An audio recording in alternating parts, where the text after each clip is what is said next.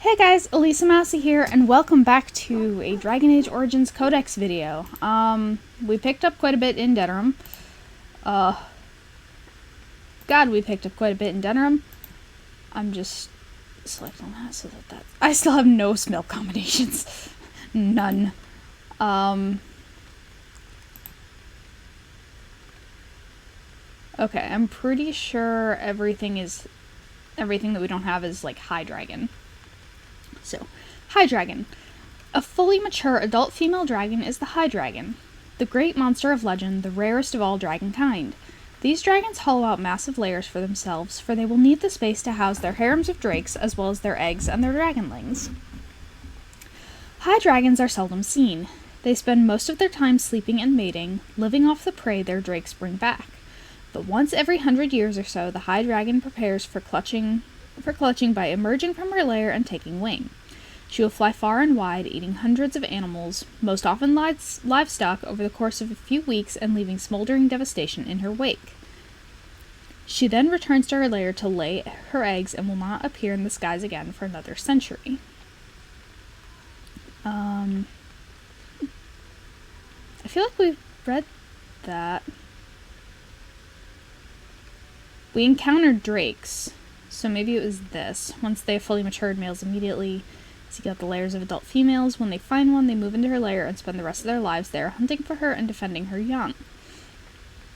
They will aggressively defend her nest, and many would-be dragon hunters have been lost to their fiery breath and crushing blows from their tails. We're gonna say that's it? Items we picked up. I don't know how to say that. Please don't make me say it multiple times. Oud? We'll call it Oud. For now. Until someone corrects me in the comments, maybe. Long ago, a soldier from Guaran was returning home after 20 years at war.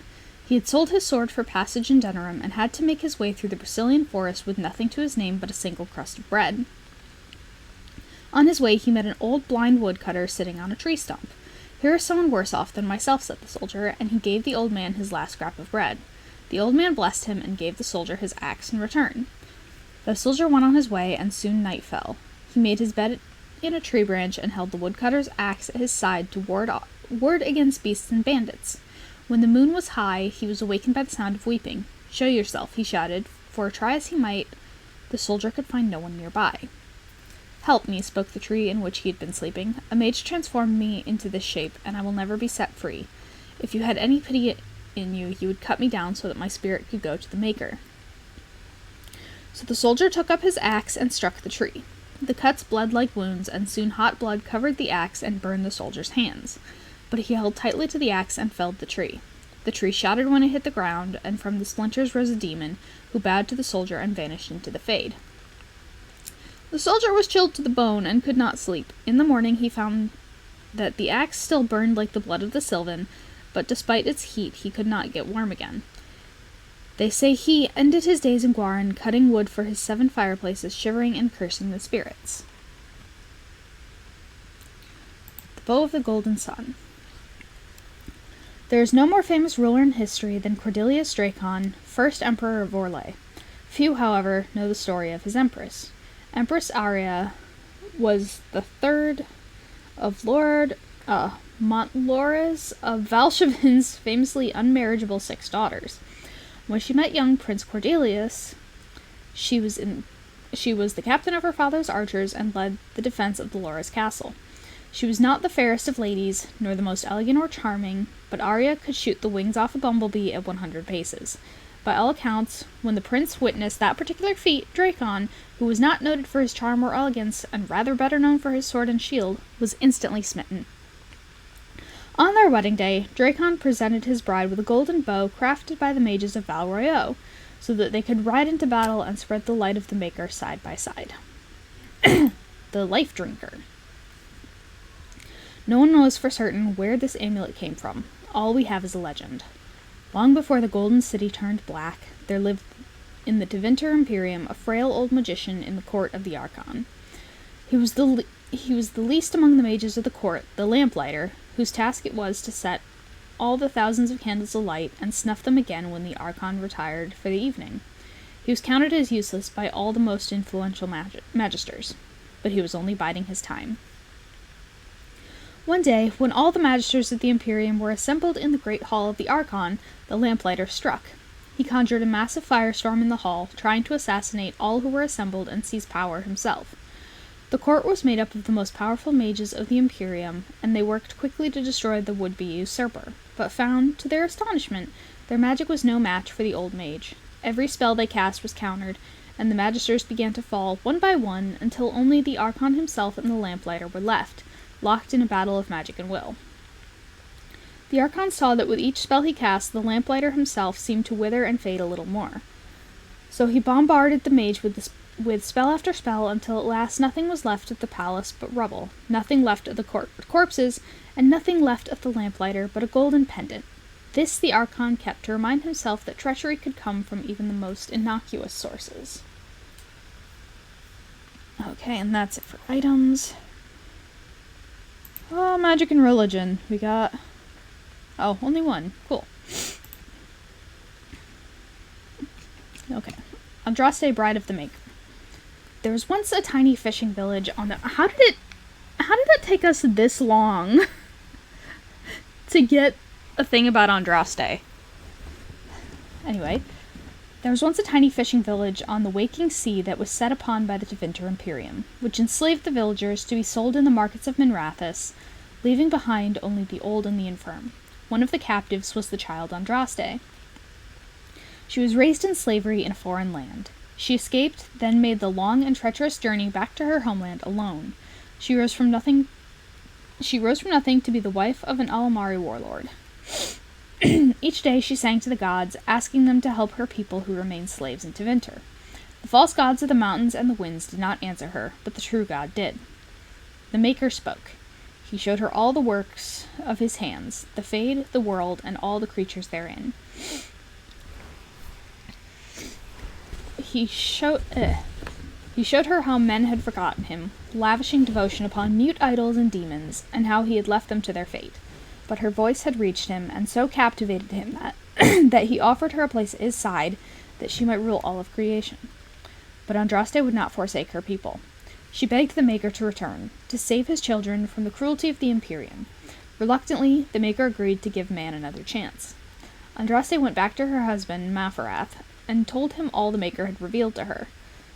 Together they rallied the Alamari and marched forth against the mage lords of the Imperium, and the Maker was with them. The Maker's sword was creation itself, fire and flood, famine and earthquake. Everywhere they went, Andraste sang to the people of the Maker, and they heard her. The ranks of Andraste's followers grew until they were a vast tide washing over the Imperium. And when Mafarath saw that the people loved Andraste and not him, a worm grew within his heart, gnawing upon it. At last the armies of Andraste and Mafarath stood before the very gates of Minrathous, but Andraste was not with them. For Mafarath had schemed in secret to hand Andraste over to the Tevinter. For this, the Archon would give Mafarath all the lands to the south of the Waking Sea. And so, before all the armies of the Alamari and of Tevinter, Andraste was tied to a stake and burned, while her earthly husband turned his armies aside and did nothing, for his heart had been devoured. But as he watched the pyre, the Archon softened. He took pity on Andraste and drew his sword and granted her the mercy of a quick death. The Maker wept for his beloved, cursed Mafarath, cursed mankind for their betrayal, and turned once again from creation, taking only Andraste with him. And Our Lady sits still at his side, where she still urges him to take pity on his children. Okay. Now culture and history. Oh, we got quite a bit of that. Why don't we jump down to the quest stuff first? Unbound. The writers follow after every town ever since my lucky break deciphering the story. I see it now, how they take the locals closest to me, preventing rest or kinship. I thought this a road to glory, but I am dogged at every step by his talons. Gaxkang. Curse his name and the day I heard it. Journal excerpt from an unnamed long-dead adventurer. You asked, so I'm telling. Don't go. The stories talk of the riches, but never the names, never where they supposedly spent their wealth. I heard the same tales as Aladdin Denerim, felt the same pull, but it's a lie, son. They may paint a trail, but once you're on it, does it lead to the beast or back to you? Scrolls of Banastor. To align with the power of the Fade is but the first of many steps. Further is to align the mind to the Fade's rules and find the ties between the realms of dream and the realm of flesh. This is the true power of blood magic. The flesh and the mind are inseparable, and therein lies the power to influence and control minds. Below the text are indecipherable runes and stains of blood and ink. Others may speak of the sanctity of the mind. To those who know the true power of the blood, this is foolishness. The mind is no more sacred than the knee, the small toe, or the ear. It is man's organ of reasoning, nothing more. And true reasoning requires connection to the rhythm of the blood, the tireless pounding of life. Interrupt this, and even the mind is yours to control. Below the text is a diagram of a blood magic ritual in progress with no notation or description. In the Fade dwell creatures both foul and fair, but all plague mankind with lusts and prides incalculable in our waking hours.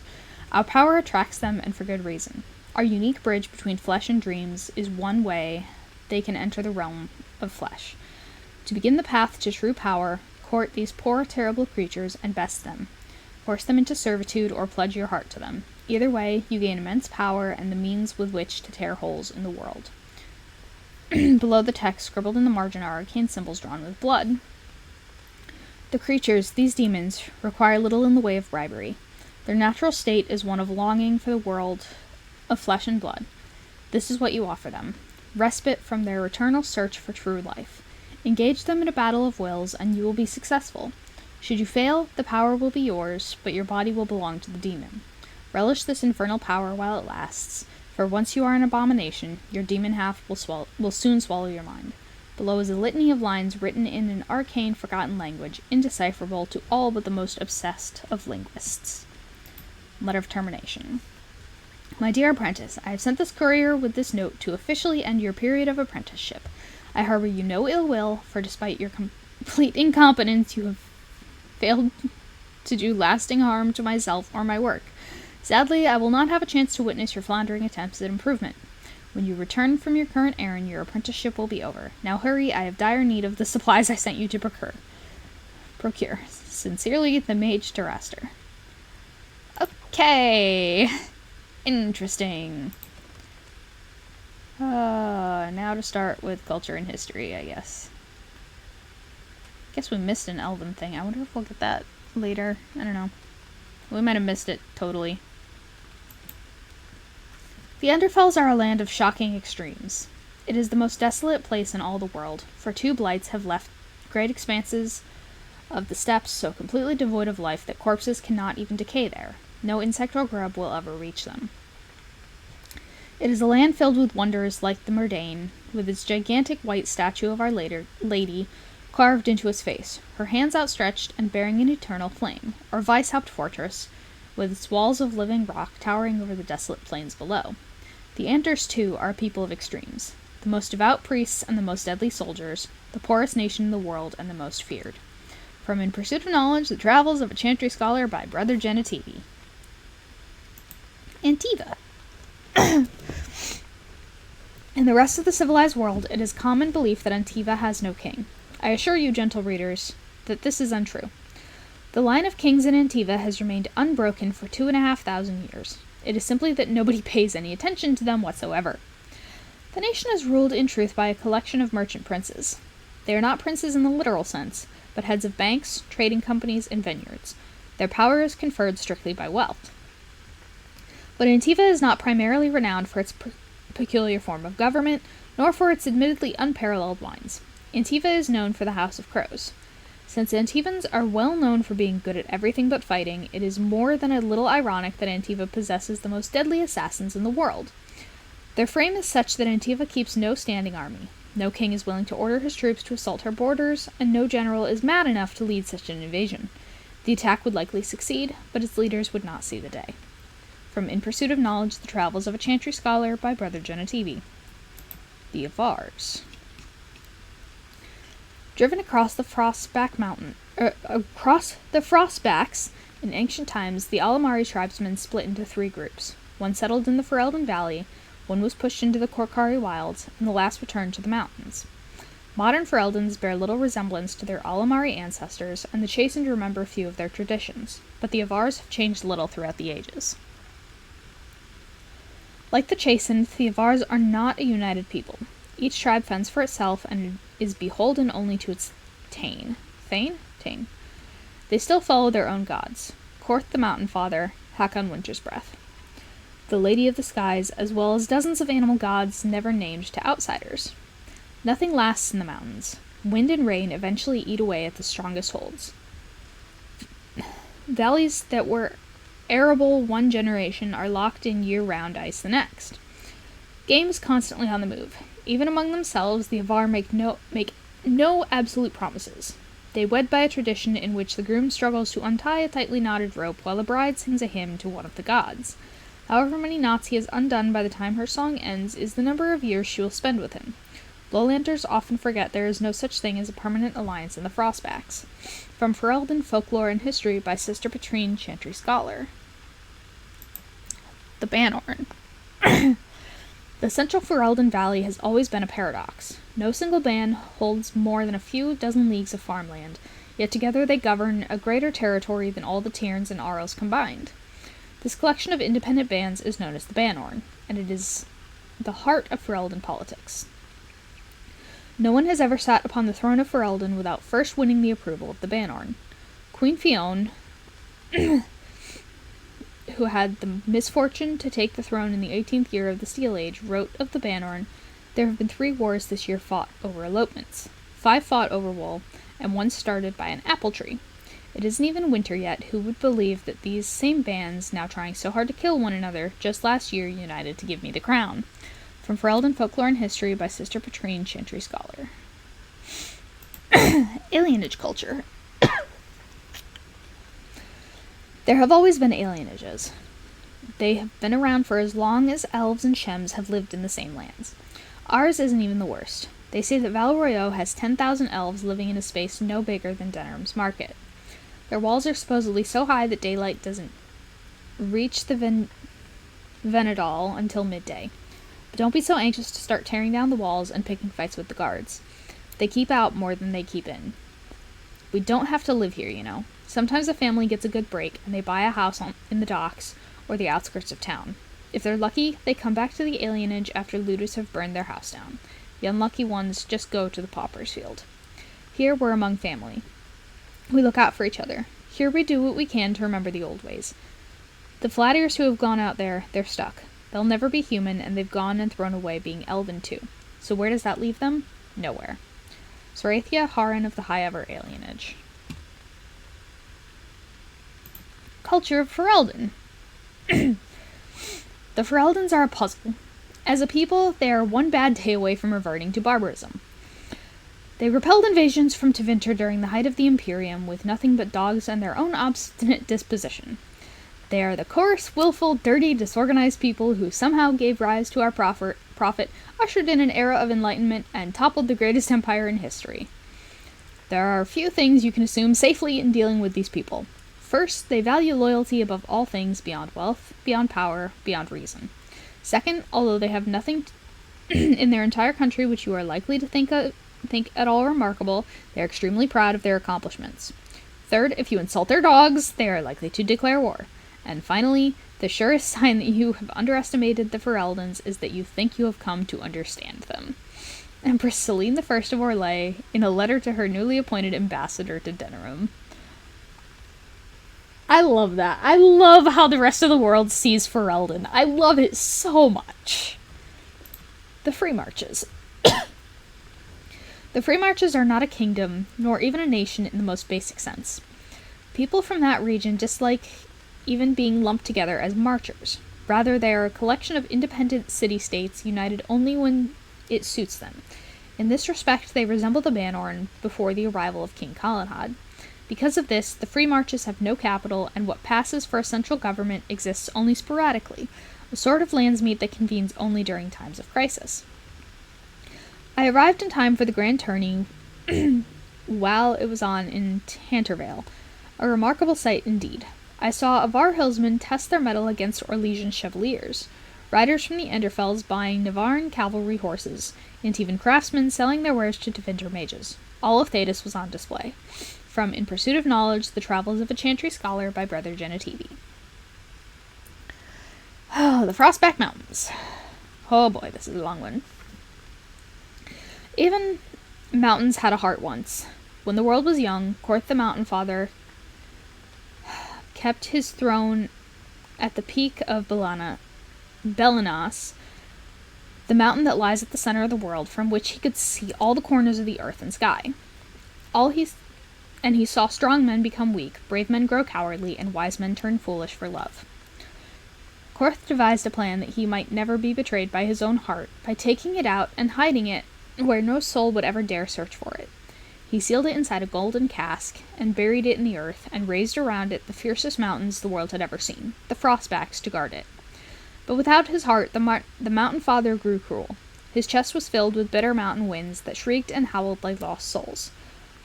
Food lost its flavor, music had no sweetness, and he lost all joy in deeds of valor. He sent avalanches and earthquakes to torment the tribes of men. Gods and men rose against him, calling him a tyrant, but with no heart, Korth could not be slain. Soon there were no heroes left, either among men or gods, who would dare challenge Korth. The Lady of the Sky sent the best of her children, the swiftest, the cleverest, and the strongest flyers, to scour the mountains for the missing heart, and for a year and a day they searched.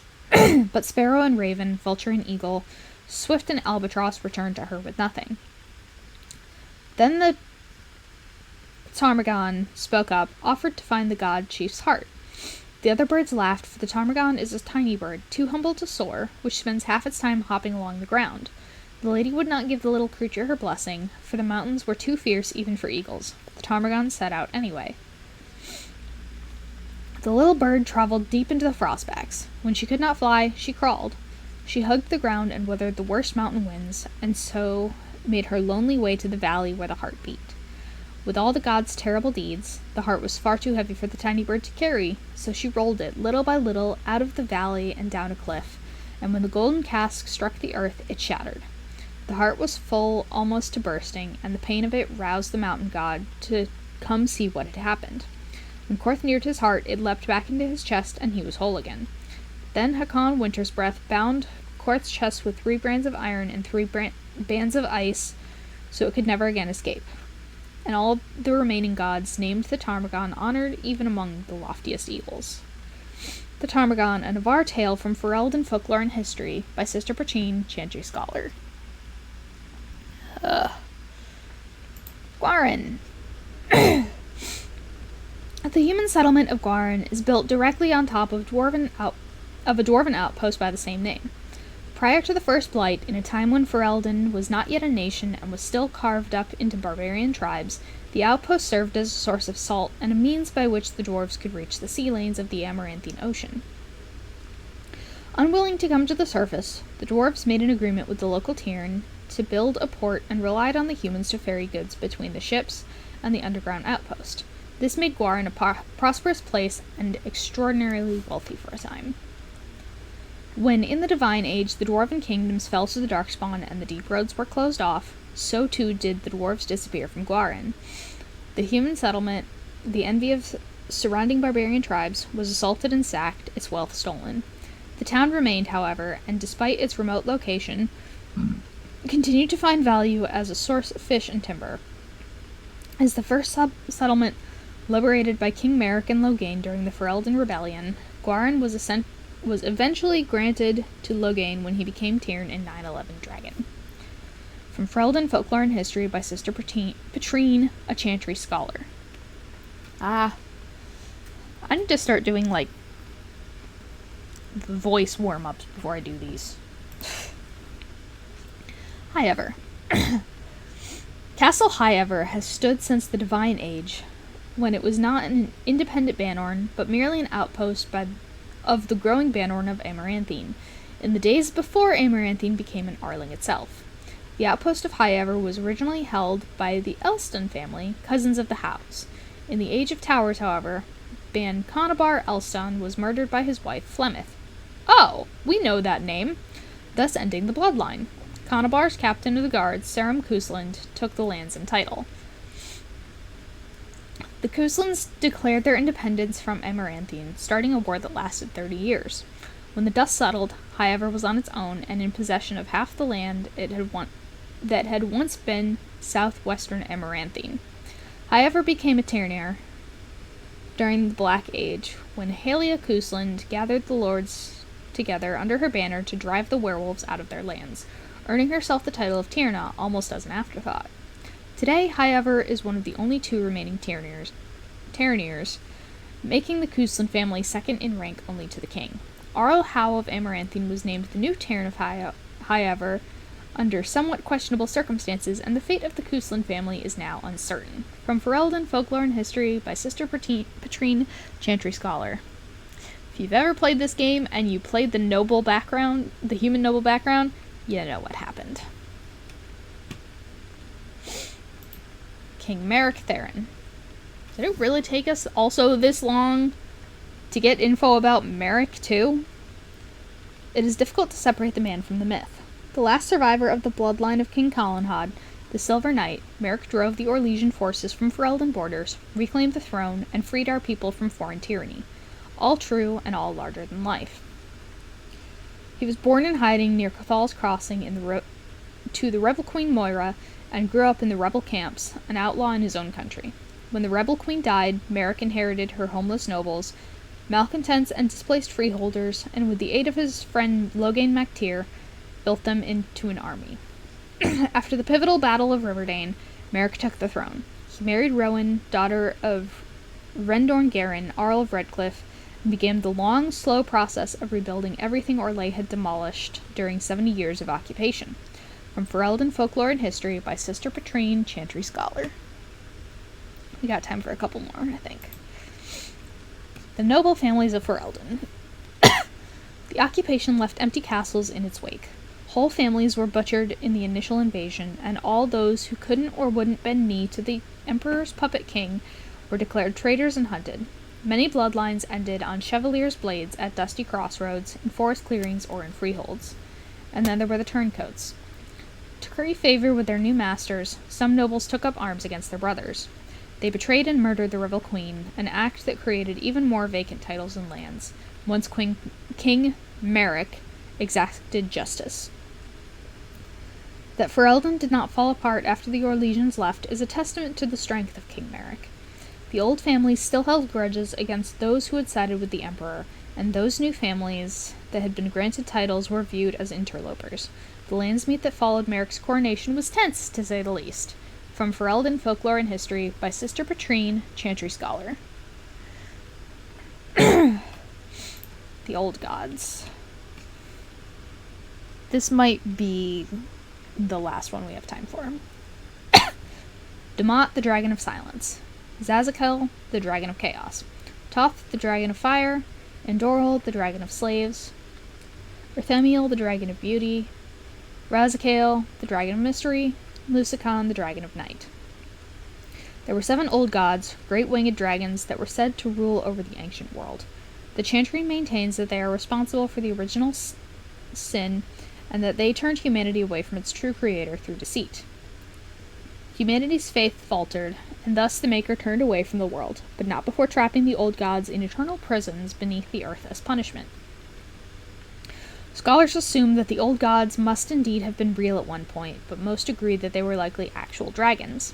Ancient high dragons of a magnitude not known today, and impressive enough to frighten ancient peoples into worshipping them. Some even claim that these dragons slumber as a form of hibernation, not as a result of the Maker's wrath. Regardless of the truth, legend maintains that even from their underground prisons, the old gods were able to whisper into the minds of men. The Archon Thalcion, first of the Magisters, who claimed to have contacted the old god Damat, used the blood magic Damat taught him, this is definitely the last one, to attain incredible power in Tevinter and declare himself the ruler of an empire. In return, he established the first temples worshipping the old gods, and the dragons became equated everywhere with imperial power. To date, 4 of the old gods are said to have risen as corrupted archdemons. Dumont, the first and most powerful, was slain at the Battle of Silent Fields. Zazakel fell at the Battle of Starkhaven. Toth died at the Battle of Hunterfell, and Andoril was felled by Garahel, the legendary Grey Warden, at the Battle of Aisley. The archdemons have been identified only after years of argument among scholars, and to this day it is unclear whether the archdemons were truly old gods and not simply dragons. All that is known is that the Darkspawn hunt for them deep underground. If they are truly the old gods, as many scholars believe, then we have only 3 blights remaining. When all the old gods have risen and been slain, however, what will happen? Will the blights end forever, and humanity earn forgiveness from the Maker at last? We shall see. From the Old Gods Rise Again by Sister Mary, Chantry Scholar 850 Blessed. Oh, and that is going to be it for now. My eyes are getting a little blurry, and my mouth is struggling to form words. So we'll pick it up next time, filling out the rest of this and all of those. But for now, if you liked what you saw, leave a like, leave a comment, subscribe if you're not subscribed, maybe tap that notification bell to get notified every time I upload. See you on the flip side. Elisa out.